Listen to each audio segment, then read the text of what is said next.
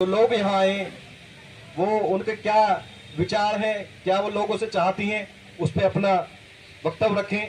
बहन डॉक्टर रितु सिंह जी, एक बार जोरदार तालियों से स्वागत। जय भीम।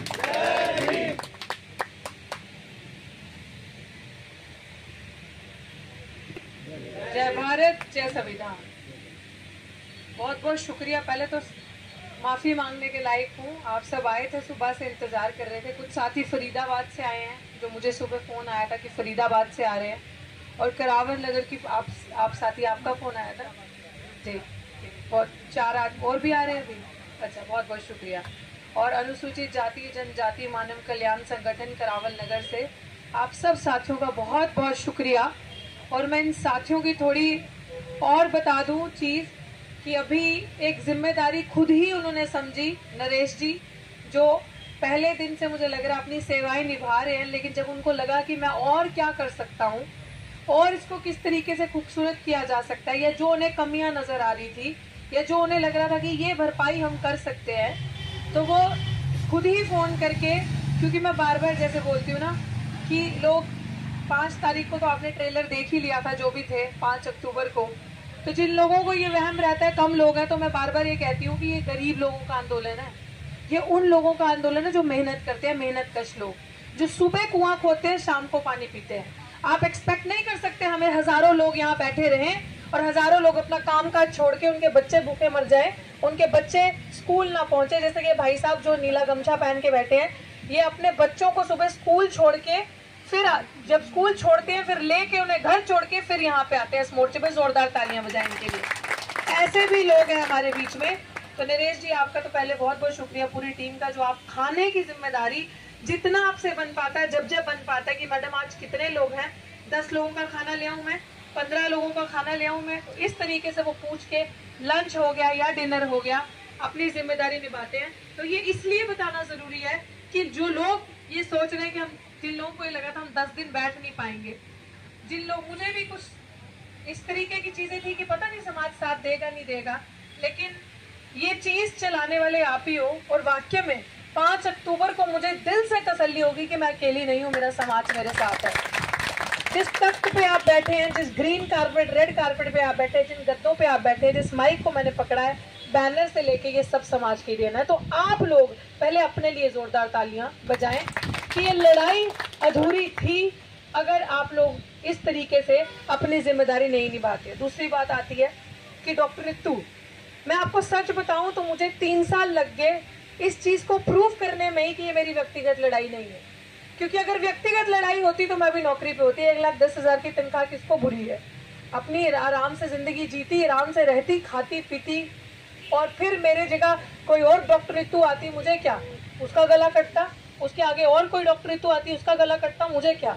फिर कोई और रोहित वेमुला बनता, पायल तड़वी बनती, IIT में के अनिल और आयुष बनते, जिनका अभी सितंबर और जुलाई में इंस्टीट्यूशनल मर्डर हुआ, हत्याएं, शैक्षणिक हत्याएं जिनकी हो रही हैं, ऐसे होता। लेकिन जब दर्द, वही कहते हैं ना, बाबा साहब ने कहा शिक्षा वो शेरनी का दूध है जो पीता वो दहाड़ता है। बस वो थोड़ी ज्यादा पी लिया हम जैसे लोगों ने, और अब दहाड़ इसलिए रहे हैं कि मजबूरी बन गई है। मुझे तो लगता है कि मेरी PhD की डिग्री किसी काम की नहीं अगर मैं बोली नहीं समाज के लिए, अगर मैंने आवाज नहीं उठाई। और जिस जगह पे आप लोग बैठे हैं, आप देख लें कि दिल्ली विश्वविद्यालय आर्ट्स फैकल्टी का गेट है, एंटर, यहाँ से आप एंटर करते हैं, ठीक 4 कदम पे आप जाएंगे तो साइकोलॉजी डिपार्टमेंट है जहाँ से मैं पढ़ी हूँ। उसके 4 कदम पे आप आगे जाएंगे तो दौलतराम कॉलेज है जहाँ मैं पढ़ाती थी। तो अब अंदर क्रिमिनल है, गुनाहगार अंदर है, तो बेगुनाह कहाँ होगा? सड़क पे, गेट के बाहर। तो मैंने अपनी जगह चुन ली, लेकिन मैंने भी कहा कि तुम्हारी छाती पे मूंग दलूंगी अब, क्योंकि, और कर रही हूँ। अब गले की हड्डी तो बन के बैठी हूँ, क्योंकि इस जातिवादी के उखाड़े को ना सिर्फ उखाड़ सकता है तो कोई हम ही लोग उखाड़ सकते हैं, और किसी की हिम्मत नहीं है। मैं बता रही हूँ वो क्यों? क्योंकि आप जागरूकता की मिसाल लोग यहाँ पे बैठे हैं, अंदर आपको ना चाटुकार, दलाल, तलवे चाटने वाले, इनकी महफिलों में दरियां बिछाने वाले बड़े आराम से दिख जाएंगे, और उसमें से आधे से ज्यादा आबादी हमारे समाज की होगी। बाबा साहब ने कहा था ना, मुझे मेरे पढ़े लिखे समाज ने धोखा दिया। तो ये वो पढ़ा लिखा समाज है जिन्होंने रिजर्वेशन तो बाबा साहब के नाम का लिया, उनका दिया हुआ लिया, लेकिन वो ये भूल गए कि पे बैक टू सोसाइटी कैसे करना है। आप ये सोचो मेरे को क्यों यहाँ पे बैठ के बोलना पड़ रहा है, ये लड़ाई लड़नी पड़ रही है? क्योंकि अगर मैं ये लड़ाई नहीं लड़ूंगी तो ये लड़की, आपके बच्चे और आने वाली पीढ़ियां सच में गला दबाएंगे, जूते मारेंगे हमें, हमसे पूछेंगे कि जब समाज की ये स्थिति हो रही थी, जब इस तरीके की चीजें हो रही थी, गला घोटा जा रहा था, फर्जी दस्तावेज करके आप लोगों को हटाया जा रहा था, आप लोगों का बैकलॉग खाया जा रहा था, आप लोगों को नॉट फाउंड सूटेबल करके आप लोगों की सीटें दूसरे लोगों को देके उनको उन सीटों पे परमानेंट किया जा रहा था। जब ये चोरी ठगी आप लोगों के सामने हो रही थी तो आप कहाँ थे? कौन सी गफलत की नींद में सो रहे थे? तो ये सवाल हमसे ना पूछे और हमारा इतिहास में नाम गद्दारों में दर्ज ना हो, इसलिए ये लड़ाई लड़ना जरूरी थी। इसलिए यहाँ बैठना जरूरी है कि जब आपके और हमारी जनरेशन बच्चे इस विश्वविद्यालय में इस रास्ते से जाएं तो सर उठा के जाएं, सर झुका के न जाएं। इसलिए ये लड़ाई जरूरी थी और ये लड़ाई इसलिए अंत में जरूरी है अगर आप इस चीज को समझ सको। आज आप कहीं, आप ये देख लो हमारे पास कुछ नहीं है, समझ रहे हो ना? संविधान गया, अगर ये रिपीट होते हैं तो संविधान गया 100%, कोई शक शुबा नहीं है, क्योंकि संविधान की धाराएं तो छोटी खत्म कर दी। आपकी महिलाओं का आरक्षण कहाँ है? कहाँ बैठेंगे आपकी महिलाएं संसद में? 33% आरक्षण समझे किस लिए है?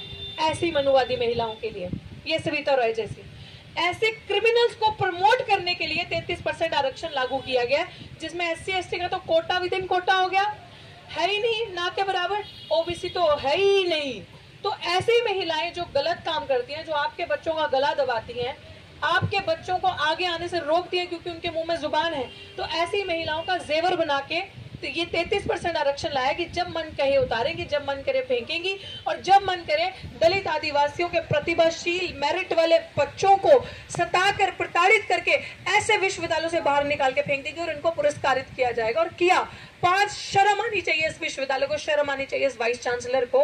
5 सितंबर जो अभी गया टीचर्स डे पे, ऐसी प्रिंसिपल को इन्होंने सम्मानित किया है यूनिवर्सिटी के अंदर और पोस्टर लगे थे। ये हाल है इस विश्वविद्यालय का। और आप सोचें, ये आप मान के चलें ये लड़ाई लड़ना क्यों जरूरी है? संविधान को बचाने की तो लड़ाई है ही, लेकिन दिल्ली पुलिस सरकार से जो हमारा SC ST एक्ट है वो किसी की खैरात है? हमें किसी की आरक्षण जो है वो किसी की खैरात दी हुई है, हमें हमारा जन्मसिद्ध अधिकार है। तुम भी तो वैदिक रिजर्वेशन ले रहे थे हजारों सालों से। वैदिक रिजर्वेशन आप समझते हैं, जिसमें पढ़ने लिखने का अधिकार सिर्फ इन्हें था, हमें नहीं था। अब हम समझ गए तो हम सवाल कर रहे हैं तो हम बुरे हैं। तो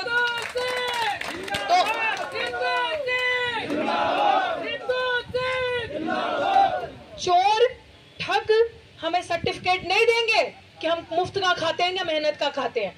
तुमसे हमें सर्टिफिकेट नहीं लेना। हमारे अंदर वो भी कला थी कि मरे हुए जानवर से चमड़ा बना के बेच के रोजगार किया। हमारे अंदर वो भी कला थी। और ये भी कला है कि जब हमें सिर्फ पांव रखने का मौका मिला, सिर्फ एक कदम रखने का मौका मिला, रिजर्वेशन के थ्रू आगे आने का मौका मिला, तो अभी तो अंडे उबले, इतना डर गए, इतना बुखला गए हमसे। अभी तो सिर्फ उबलने शुरू हुए हैं, आगे आगे देखो होता है क्या। तो बात सिर्फ ये है कि हम लोग मेहनत से आए, हमें किसी ने कुछ भी खैरात में नहीं दिया।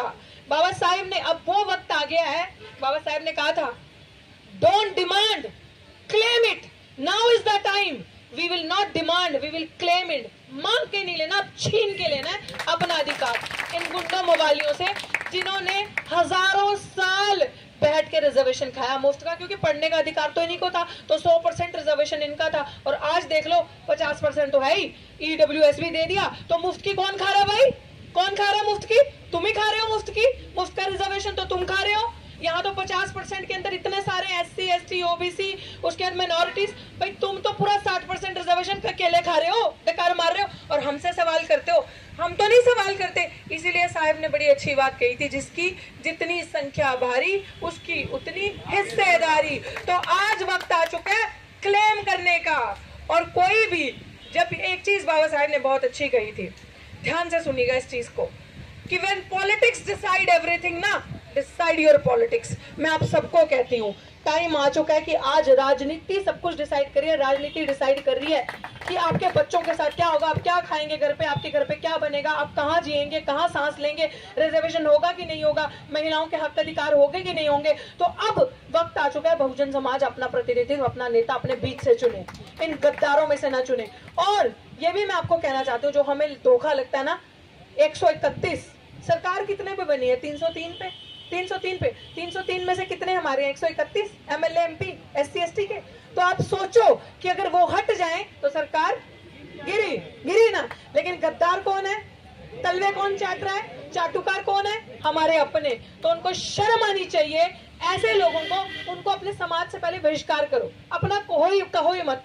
अगर वो अपने होते तो 33% आरक्षण लागू होता। अगर वो अपने होते तो 2019 में हमने रोस्टर की लड़ाई लड़ी थी, बड़ी चालाकी से 13 पॉइंट रोस्टर लिया है, 200 पॉइंट रोस्टर हटाने के लिए, कि जितने ये एडहॉक या यहाँ पे इंस्टीट्यूशंस में बैठे हैं टीचर्स बन के, इनको हटा दो। तो सबसे बड़ा टारगेट अगर आप देखो तो वो कोई इंस्टीट्यूशन ही, शिक्षा है, यूनिवर्सिटी है, कॉलेजेस है, स्कूल है, ताकि आपके बच्चे यहाँ आए ना, पढ़े ना। पढ़ेंगे तो सवाल करेंगे, पूछेंगे कि मुफ्त का तो तुम खा रहे थे इतने सालों से, इल्जाम हमें लगा रहे हो। तो इसलिए ये मेरी नहीं, यहाँ से जितने भी मेरे बड़े आए, मैं आज सच में कहती हूँ, मैं बार बार ये चीज कहती हूँ कि शायद हमारी उतनी उम्र नहीं है जितना आपका एक्सपीरियंस है। तो ये अकेले मुझसे कभी नहीं चलेगा। आप लोगों के, हमारे जोश से, आप लोगों के होश से ये मूवमेंट चलेगा, ये आंदोलन चलेगा, ऐसे नहीं चलेगा। आप लोग इस मूवमेंट के, वो जो हमारे लिए, तो हमने कांशीराम जी को साथ ना रहे, हमने बाबा साहेब का वक्त नहीं देखा, हम वो वक्त नहीं देख पाए, हम लोग छोटे थे। लेकिन हमारे लिए तो आप ही बाबा साहेब, हमारे लिए तो आप ही कांशीराम जी हैं, हमारे लिए तो आज जो हमारे लिविंग लेजेंड जो जिंदा है, जो उन्होंने कुछ भी, लोग कुछ भी कह लें, जो परिस्थितियों में उन्होंने गुजारा, हमारे लिए तो सब आप ही हैं। तो आपके बिना हर एक मूवमेंट अधूरी है। आप लोगों को अपने बच्चों का साथ देना पड़ेगा हर हालत में आगे आके। आपसे हमें कुछ नहीं चाहिए, आपसे हमें बस इतना चाहिए कि हमारी यहाँ बैठ के मजबूती दो हमें, ताकि इन गद्दारों को दिखे कि हमारा समाज, जब समाज की बेटी सड़क पे बैठी है अपने न्याय के लिए, तो वो अकेली नहीं है। पूरा समाज, पूरी बहनें, पूरी माएं, दादा बाबा, हर समाज का, हमारे समाज का, बुजुर्ग से लेके बच्चा तक साथ है। ये आपकी जिम्मेदारी है, हम बस आपसे इतना चाहते हैं। और अंत में मैं यही चीज कहूंगी कि 5 तारीख को, 5 अक्टूबर को हमने ने ट्रेलर दिखाया था। 28 अगस्त तक ये मोर्चा यहाँ पे, ये प्रोटेस्ट लगा है यहाँ पे, उसके बीच में G20 था। देखिए नीले झंडे की ताकत, मैं बार बार कहती हूँ, ये नीले झंडे की ताकत देखो कि G20 में पूरे दिल्ली के अंदर सिर्फ ये एक मोर्चा था जो लगा रहा है। इनकी हिम्मत नहीं पड़ी इसे उठाने के लॉकडाउन में। उसके बाद दूसरों का इलेक्शन हुआ तो हम चुप हो गए, क्योंकि बच्चों का नुकसान नहीं होना चाहिए किसी भी हालत में। बच्चे जो है फाउंडेशन है, नींव है। बच्चे किसी भी विचारधारा के हों, चाहे वो राइट लेफ्ट सेंटर, लेकिन बच्चों का नुकसान नहीं होना चाहिए, इसलिए हम चुप बैठ रहे। फिर थोड़ा सा किसी और दलालों का इलेक्शन था तो हम चुप बैठे रहे। लेकिन 5 अक्टूबर को 4 दिन की तैयारी के अंदर हमने ने ट्रेलर दिया। अब आप सब अपने संगठन जिम्मेदारी लो, क्योंकि हमें इतने फोन कॉल्स आए हैं और हमारी स्ट्रेटेजी बन चुकी है। मिशन सेफ कॉन्स्टिट्यूशन की सेंट्रल कमेटी पूरी डिसाइड कर चुकी है स्ट्रेटेजी क्या है हमारी अगली। 2-3 दिन के अंदर अंदर आपको तारीख बताती जाएगी। अब पूरी पिक्चर दिखाने का वक्त आ गया साथियों, पूरी पिक्चर हमने इनको दिखानी है। अभी तक पानी यहाँ था, पानी यहाँ जाएगा इनके। अब इन्हें बताएंगे कि अम्बेडकर वादियों की क्या ताकत है, नीले झंडे की ताकत क्या है। और जो बच्चे यहाँ पे खड़े होकर सुन रहे हैं, जो वीडियो के माध्यम से सुनेंगे, वो ये चीज समझ ले। आपका कहावत सुनिए ना, हरे घास में हरा शाम। जो यहाँ पे प्रोटेस्ट, ये लोग जो दिल्ली विश्वविद्यालय में राइट लेफ्ट सेंटर जो बैठा है यहाँ पे, ये 3 जो अपने आप को दलित बहुजन हितैषी बताते हैं, ये लोग क्या करते हैं? ये लोग हमारे मरने पर राजनीति करते हैं। जब रोहित वेमुला खत्म हो गए तो इन्होंने बड़ी बड़ी यहाँ पे ढोल बजा के, बड़े बड़े अम्बेडकर के पोस्टर्स लगा के, बड़ी बड़ी कैंडल मार्च और रैलीज निकाली, सभाएं लगाई, क्योंकि वो नहीं रहा। तब इन्होंने अपनी वो लगा दी पूरी। ये मैं दिल्ली विश्वविद्यालय के आपको संगठनों की बात बता रही हूँ, लेफ्ट के हो गए, जो राइट के हो गए, जो सेंटर के हो गए, राइट को तो छोड़ दो, जो सेंटर, ये मैं इनकी चालाकी आपको बता रही हूँ। ये क्या करते हैं, ये सुनने की बात है। तो ये क्या करते हैं, पोस्टर लगाते हैं बड़े बड़े और रैलीज निकालते हैं, कैंडल मार्च लगाते हैं, क्योंकि अब रोहित वेमुला तो रहा नहीं जो बताएगा। राजनीति तो कर लें, राजनीतिक रोटियां तो सेक लें, क्योंकि मेन मीडिया का मुद्दा मीडिया कवर करेगा। उसके बाद समरवीर मेरा भाई जो हिंदू कॉलेज में, जिसका इंस्टीट्यूशनल मर्डर हुआ अभी कुछ महीने पहले, इन्होंने बड़ी बड़ी बड़ी लेफ्ट सबसे आगे लाल सलाम करके झंडे लेकर, अंबेडकर जिंदाबाद, मनुवाद मुर्दाबाद, ब्राह्मणवाद मुर्दाबाद। क्योंकि वो नहीं रहे, वो तो अपने हक अधिकार के लिए बोल नहीं सकते। मेन मीडिया का मुद्दा था तो चलो राजनीति चिपकाए, डफली बजा के इनके बच्चे पूरी राजनीति, क्योंकि उनकी ट्रेनिंग है वैसी। अब फंस गई यहाँ पे इनकी कड़ी, यहाँ चलेगी नहीं राजनीति, क्योंकि ये राजनीति के मंच है नहीं। और दुर्भाग्य इनका कि डॉक्टर रितु सिंह जीवित है और डॉक्टर रितु सिंह ने अपने समाज से एक अपील करी कि भाई मैं जीते जी जातिगत भेदभाव का शिकार हूँ, लेकिन मैंने लड़ना सीखा है, मरना नहीं सीखा, डरना नहीं सीखा। तो रितु जी संघर्ष करो, बहुत बहुत शुक्रिया। रितु जी संघर्ष करो, ये आवाज दो, आवाज दो, हमें एक है, आवाज दो, हमें एक है। मोदी जी तुम होश में आओ, होश में आओ, होश में आओ। दलितों से तुम मत टकराओ, बेटियों से तुम मत टकराओ। मोदी जी तुम होश में आओ, मोदी जी तुम होश में आओ। दलितों से तुम मत टकराओ। अब हुआ क्या, ये बड़ी सोच सुनने वाली बात है। अब हुआ क्या, इनकी राजनीति चले कैसे? ऐसे तो ये बहुत बड़े अम्बेडकरवादी बनते हैं, बाबा साहिब की बड़ी बड़ी फोटो लगानी, प्रोग्राम पे मार्केटिंग करके उनका नाम बेचना और उनके नाम पे अपनी राजनीति करनी, अपने संगठन चलाने। अब हुआ क्या कि गलती से मैं जीवित हूँ, मैंने अपने समाज से अपील करी कि मेरे लिए कैंडल मार्च करने मत आना। मेरे लिए अगर कुछ होता है इस प्रेशर के अंदर मुझे, तो मेरे लिए कैंडल मार्च करने मत आना। जीते जी आ जाओ अगर आ सकते हो, साथ देने। लड़ाई में आगे होके लड़ूंगी, क्योंकि मैंने बचपन में एक प्रेयर पढ़ी थी, दूसरों की जय से पहले खुद की जय करे। तो मैंने बड़े अच्छे से पढ़ ली कि मुझे लड़ना भी अपने लिए है, आगे निकल के झंडा भी, नीला झंडा भी अपने लिए उठाना है, समाज के लिए एक मिसाल बनना है, क्योंकि समाज के बच्चों की जो हत्याएं हो रही है उसको रोकना है। मैंने ये जिम्मा उठाया। अब हुआ क्या कि अब उनको पता है कि ये तो पढ़ी लिखी भी है, हमारी राजनीति भी समझती है, तो एक भी टीचर उनमें से, एक भी छात्र संगठन यहाँ नहीं आया। अब संगठन कौन आ रहे हैं? जो अपने ही बच्चों के हैं, जो अम्बेडकराइट संगठन है, जो दलित बहुजन बच्चों के, वो आ रहे हैं। लेकिन गंदी राजनीति करने वाले यहाँ नहीं आए, क्योंकि पता था यहाँ दाल रोटी गलेगी नहीं हमारी। अब सिचुएशन ये है आप सबके लिए और जो बच्चे सुन रहे हैं उनके लिए कि छोड़ दो उनके झंडे डंडे उठाना, उनकी भीड़ में महफिल, उनकी महफिलों को सजाना, क्योंकि तुम लोग उनकी महफिल सजाते हो तो पर्चे तुम पे होते हैं, डंडे तुम पे पड़ते हैं। जब रैलीज होती हैं, उनकी जो पूरी अपर कास्ट लॉबी है, जो उनकी ऊपर के जो लीडरशिप है, वो पूरी ब्राह्मणिकल है, पूरे ब्राह्मण बैठे हैं, लेकिन अंदर भीड़ बिठाने के लिए रैलियों में तुम्हारा इस्तेमाल किया जाता है, झंडा और डंडा उठाने के लिए तुम्हारा इस्तेमाल किया जाता है, जब पुलिस पर्चे करती है तो तुम्हारा इस्तेमाल किया जाता है, क्योंकि भीड़ में तुम हो। तो यहाँ से ये सबक जा रहा है। और इस आंदोलन की ताकत मैं अंत में आपको बता दूं कि जब हमारे बच्चे वर्किंग डे में यहाँ से निकलते हैं तो नीला झंडा देख के, बाबा साहेब की फोटो देख के अंदर आते हैं और पूछते हैं यहाँ क्या हो रहा है। तो हम पूछते हैं कि तुम्हें नहीं पता? तो कहते नहीं, हमने तो बस नीला झंडा देखा और बाबा साहब की फोटो देखी तो लगा कुछ अपना है और हम यहाँ आ गए। तो जब उन्हें ये ताकत पता चलती है और उन्हें ये मैसेज, ये अवेयरनेस है, ये ट्रेनिंग कैंप है, उन्हें पता चलता है कि अगर हमारा कोई असली हितैषी है, हमारा कोई हमदर्द है जो सच्ची नीयत से बिना डरे तुम्हें पीछे रख के आगे होकर तुम्हारे लिए डंडा भी खाएगा, गोली भी खाएगा, झंडा भी उठाएगा, तो वो तुम्हारा अपना संगठन, अपने लोग हैं। वो नीला झंडा है, वो कोई और झंडा नहीं है। ये ताकत है नीले झंडे की, ये ताकत है अम्बेडकर की। और अंत में आप सबको बहुत बहुत मुबारकबाद कि मूर्खों ने इस भारत देश में, हमने तो संविधान हमें मिला तो हमें ताकत आई, हमें बल मिला, क्योंकि संविधान के अंदर ऐसे प्रावधान लिखे गए कि कोई तुम्हें छुएगा तो तड़ी पार हो जाएगा। तो अब उन कुछ मूर्ख चंद लोगों ने बाबा अम्बेडकर को दलितों का नेता घोषित कर दिया कि ये तो दलितों का नेता है। लेकिन इन गद्दारों को ये नहीं पता, क्योंकि इन लोगों ने यहाँ पे जाति को मेंटेन करना था, अम्बेडकर को विशेष एक जाति से जोड़ना था। लेकिन अमेरिका, जो वर्ल्ड की नंबर 1 पावरफुल कंट्री है, 14 तारीख को उन्होंने बाबा साहेब का स्टैचू लगाया 19 फीट की ऊंचाई पे, स्टैचू ऑफ इक्वालिटी। स्टैचू का नाम है स्टैचू ऑफ इक्वालिटी।